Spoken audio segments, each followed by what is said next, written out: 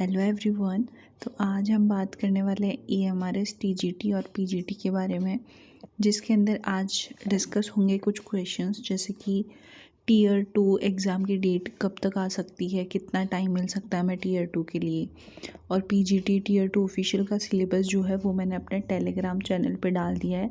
तो जिसने भी ज्वाइन नहीं किया है वो जाके देख सकते हो। सारे सब्जेक्ट का TGT प्लस PGT दोनों का मैंने डाल दिया है, तो जिसने भी नहीं ज्वाइन करा वो जाके चेक कर सकते हैं। अब बात करते हैं कि हमारी आंसर की कब तक आएगी। जो हमने अभी टीयर 1 का एग्ज़ाम दिया है, इसकी आंसर की कब तक आएगी और रिज़ल्ट कब तक आएगा इसका, तो इन सब के बारे में डिस्कस करते हैं। उससे पहले मैं आपको एक छोटी सी क्लियरेंस दे देती हूँ, जो कि कई लोगों को कन्फ्यूजन था। अभी मैं आपको बताऊँगी उसका रीज़न क्या है। तो हमारे पेपर के अंदर ये चीज़ हो गई थी कि इस तरफ जो हिंदी का नोट दे रखा है ना, इसके अंदर ना कुछ चीज़ें बताई गई थी। जैसे यहाँ पे लिखा है कि प्रत्येक भाषा में आपको न्यूनतम है ना इतने मार्क्स चाहिए। तो इस न्यूनतम प्रत्येक भाषा के वर्ड की वजह से ना लोगों को कन्फ्यूजन हो रही थी।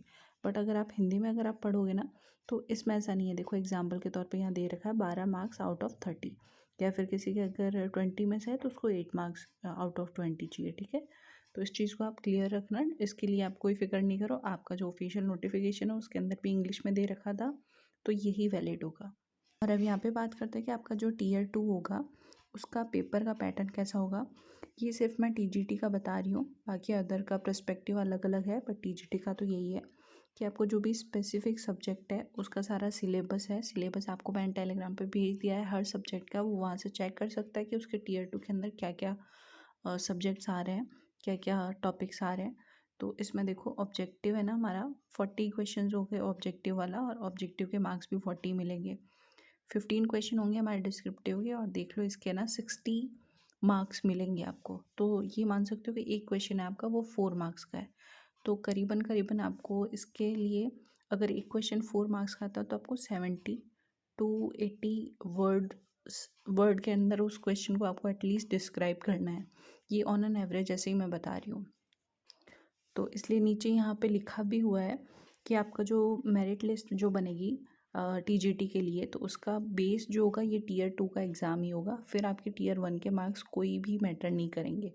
आपका जो टीयर 2 के लिए क्वालिफाई होंगे उन्हीं को आगे DV के लिए कॉल किया जाएगा। तो इस चीज़ का आप ख्याल रखना और अपने डिस्क्रिप्टिव को अच्छा खासा स्ट्रॉन्ग करना, क्योंकि यही हमारा बेस होगा। और इसकी टीयर 2 की जो कट ऑफ है ना, आई गेस कि इतनी हाई नहीं जाएगी, बिकॉज डिस्क्रिप्टिव में हर कोई इतना अच्छा परफॉर्म नहीं कर पाता है।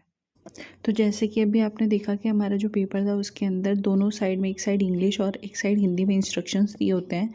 तो हिंदी के जो इंस्ट्रक्शंस था उसके अंदर वहाँ पे प्रत्येक लैंग्वेज का वर्ड आ गया था, इसलिए बच्चे कंफ्यूज हो रहे थे।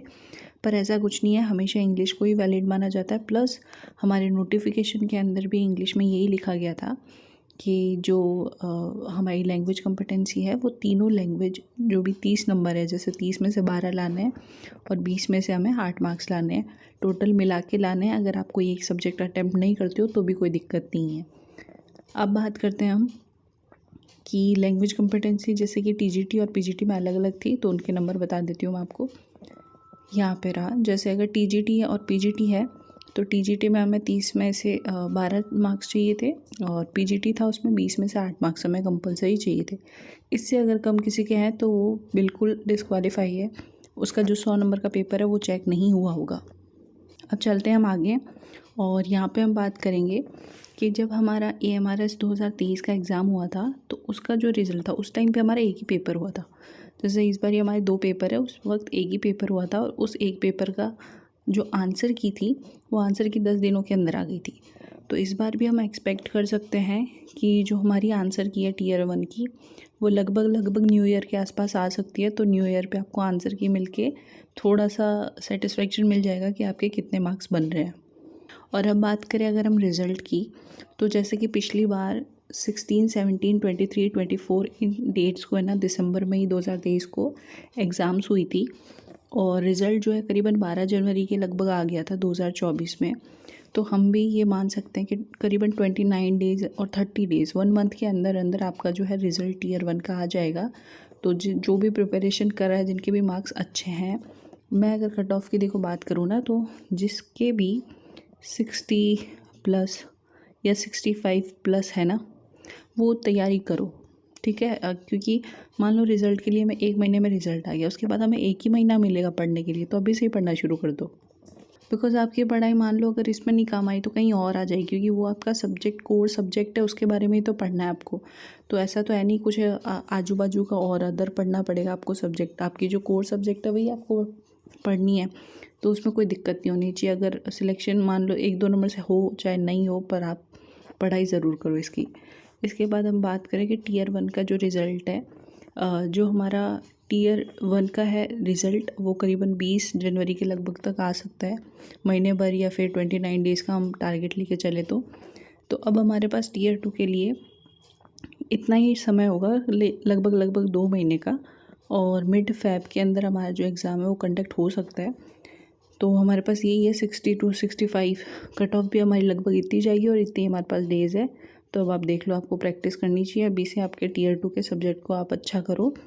और सेकंड चीज़ कि Tier 2 के अंदर किस टाइप के क्वेश्चंस आ सकते हैं डिस्क्रिप्टिव में, वो मैं अभी नेक्स्ट एक वीडियो लाऊंगी, उसके अंदर आपको सब कुछ अच्छे से क्लियर कर दूँगी सारे सब्जेक्ट का, कि कौन कौन से सब्जेक्ट में किस किस तरीके के क्वेश्चंस पूछे जा सकते हैं डिस्क्रिप्टिव पोर्शन में।